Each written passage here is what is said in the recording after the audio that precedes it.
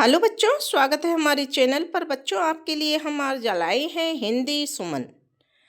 कक्षा 3 की हिंदी की पाठ्य पुस्तक है जिसका नाम है हिंदी सुमन। और इसका आज हम अध्याय 13 करने वाले हैं जिसका नाम है बादल हैं किसके काका। ये एक कविता है बच्चों, जिसको आपको पढ़ना है, अच्छी तरह से पढ़ करके समझना है और इसको याद भी करना है, ताकि आप अपनी बाल सभा में या शनिवार सभा में स्कूल में सुना सकें। इसके अलावा आपके पेपर में इसमें से जो खाली जगह भरने को आती हैं, प्रश्न उत्तर आते हैं, उनको भी तुम आसानी से कर सकें। ठीक है ना। तो शुरू करते हैं अध्याय 13, बादल हैं किसके काका। इससे पहले के अध्याय 12 तक हमने अपने चैनल पर डाल दिए हैं, आपने देख लिए होंगे। और अगर बच्चों आपने नहीं देखे हैं तो हमारे चैनल को सब्सक्राइब कीजिए, चैनल पर जाइए और प्लेलिस्ट में जाकर के सारे चैप्टर आप देख सकते हैं, हिंदी के, गणित के, पर्यावरण के और इंग्लिश के। ठीक है। तो शुरू करते हैं इस कविता को। पहले पढ़ेंगे। अभी अभी थी धूप बरसने, लगा कहाँ से यह पानी। यानी कि अभी अभी तो थी धूप और बरसने लगा कहाँ से यह पानी। किसने फोड़ घड़े बादल के, की है इतनी शैतानी। किसने घड़े फोड़े हैं बादल के, है ना, किसने शैतानी की है। सूरज ने क्यों बंद कर लिया अपने घर का दरवाजा, उसकी माँ ने भी क्या उसको बुला लिया कहकर आजा। जोर जोर से गरज रहे हैं बादल हैं किसके काका, किसको डांट रहे हैं किससे कहना नहीं सुना माँ का। तो ये कहानी लिखी है सुभद्रा कुमारी चौहान ने। ठीक है, इनकी लेखिका है। और देखो चित्र में भी दिखाया है, बादल बरस रहे हैं, पानी बरस रहा है। अब देखिए, सबसे पहले हम इस कविता के बारे में पढ़ते हैं। यह कविता सुभद्रा कुमारी चौहान द्वारा लिखी गई है, जिसका शीर्षक है बादल हैं किसके काका। इस कविता का हिंदी में स्पष्टीकरण नीचे इस प्रकार से है। कविता का सारांश। यह कविता बच्चों के मन में प्रकृति को लेकर उठने वाले सवालों और उनकी कल्पनाओं को दर्शाती है। बच्चे बादलों को किसी का काका या चाचा मानकर उनसे प्रश्न पूछते हैं और बारिश की घटना को शैतानी समझते हैं। और फिर देखिए व्याख्या। पहली दो पंक्तियां हैं, यानी कि शुरू की जो पंक्तियां हैं, अभी अभी थी धूप, बरसने लगा कहाँ से यह पानी, किसने फोड़ घड़े बादल के, की है इतनी शैतानी। इसका स्पष्टीकरण यानी इसका अर्थ है, बच्चे आश्चर्यचकित हैं कि अभी तो धूप थी और अचानक पानी कहाँ से बरसने लगा। वे कल्पना करते हैं कि किसी ने बादलों के घड़े फोड़ दिए हैं और यह सब किसी की शैतानी का नतीजा है। मध्य की दो पंक्तियां हैं। सूरज ने क्यों बंद कर लिया अपने घर का दरवाजा, उसकी माँ ने भी क्या उनको बुला लिया कहकर आजा। तो इसका अर्थ है, जब बादल आते हैं और धूप छिप जाती है तो बच्चों को लगता है कि सूरज ने अपने घर का दरवाजा बंद कर लिया है। वे सोचते हैं कि शायद सूरज की माँ ने उसे घर के अंदर बुला लिया है। और अंतिम की जो दो पंक्तियां हैं, जोर जोर से गरज रही हैं बादल हैं किसके काका, किसको डांट रहे हैं किसने कहना नहीं सुना माँ का। इसका अर्थ है, बादलों की गड़गड़ाहट सुनकर बच्चे सोचते हैं कि ये बादल किसके काका हैं और किसको डांट रहे हैं। वे यह भी सोचते हैं कि शायद किसी ने अपनी माँ का कहना नहीं माना, इसलिए उन्हें डांट पड़ रही है। यह कविता सरल भाषा में बच्चों की मासूमियत और प्रकृति के प्रति उनके कौतूहल को सुंदर ढंग से प्रस्तुत करती है। अब है अपना अभ्यास कार्य। अभ्यास कार्य में सबसे पहले है, आओ बात करें। बादल हैं किसके काका कविता में किन किन घटनाओं का वर्णन किया गया है। तो इसका उत्तर बच्चों यहाँ से देखिए। कविता में धूप निकलने, बादलों के आने, सूरज के दरवाजा बंद करने और बादलों के गरजने की घटनाओं का वर्णन किया गया है। प्रश्न नंबर 2 है, बादलों में पानी कहाँ से आता है, बातचीत कर पता लगाइए। उत्तर है, समुद्र, नदी, तालाब और झीलों के पानी से भाप बनती है। वही भाप ऊपर जाकर बादल बनती है और फिर वही पानी वर्षा के रूप में गिरता है। अब है सोचो और लिखो। पहला है, रिश्ते स्थानों की पूर्ति कीजिए। बादल हैं किसके काका, तो यहाँ पर काका आ जाएगा। अपने घर का दरवाजा, यहाँ घर आ जाएगा। जोर जोर से गरज रहे हैं तो यहाँ जोर आ जाएगा। किसने फोड़ घड़े बादल के, तो यहाँ फोड़ आ जाएगा। ठीक है ना। ये अपन कविता में से ये पंक्तियाँ हैं जिनको हम भर सकते हैं। अब है रचनात्मक प्रश्न। अगर सच में सूरज किसी की माँ की डांट पर छिप जाता तो क्या होता। तो यहाँ हम उत्तर इसका देखेंगे। अगर सूरज सच में छिप जाता तो धरती पर अंधेरा हो जाता, ठंड बढ़ जाती और पेड़ पौधों को प्रकाश नहीं मिलता। प्रश्न नंबर 2 है, यदि मैं बादल होता या होती तो इस विषय पर 5 वाक्य लिखो।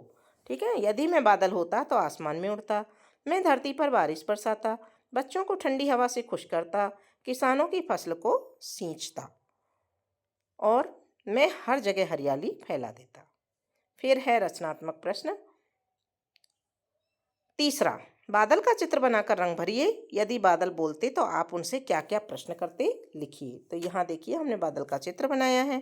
ठीक है बच्चों, तो आप भी ऐसे बादल का चित्र बना सकते हो, साथ में सूरज का भी चित्र बनाया है। और उत्तर में लिखेंगे हम बादलों से, आप बादलों से ये प्रश्न कर सकते हैं, तुम कहाँ से आते हो, तुम्हें पानी कौन देता है, तुम क्यों गरजते हो, कब बरसने का मन करता है, सूरज से तुम्हारी दोस्ती है या नहीं। ठीक है, अब है प्रश्न नंबर 4।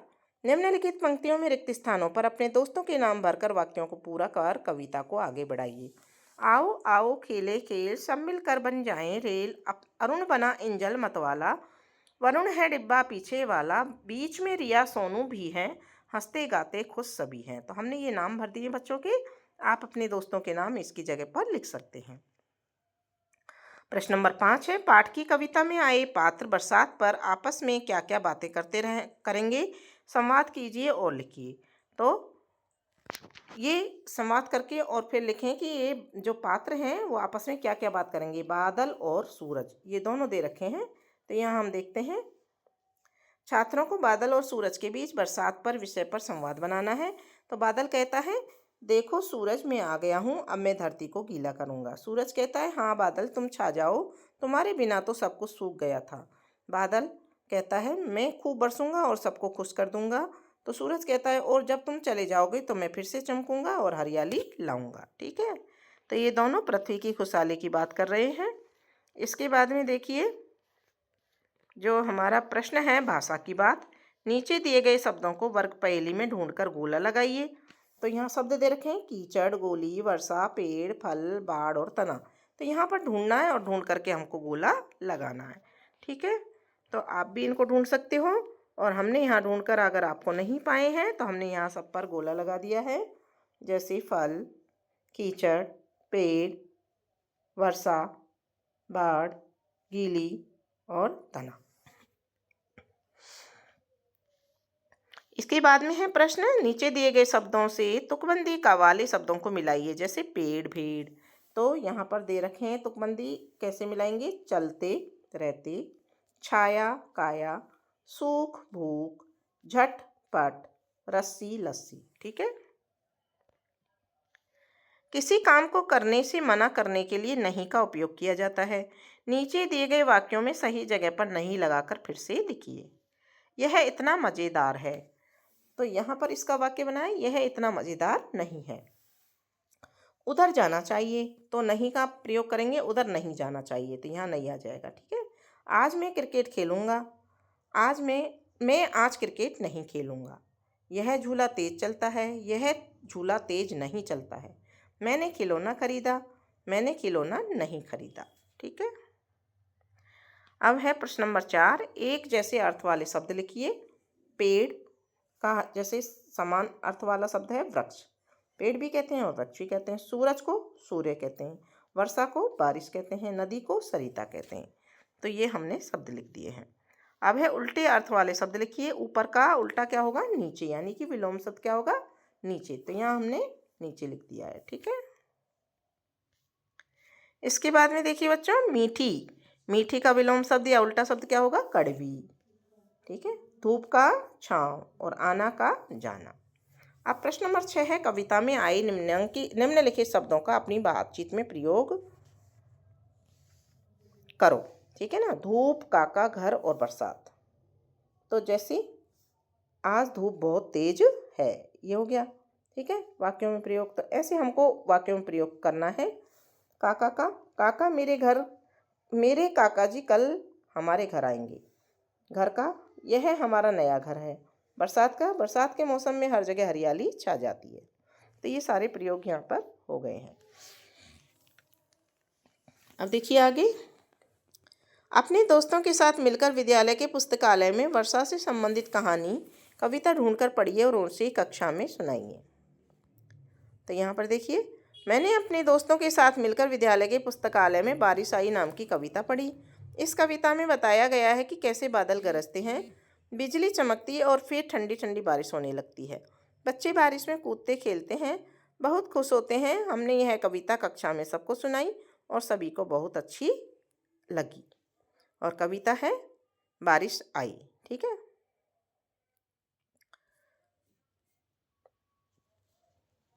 तो ये उदाहरण के रूप में था और ये कविता बारिश आई।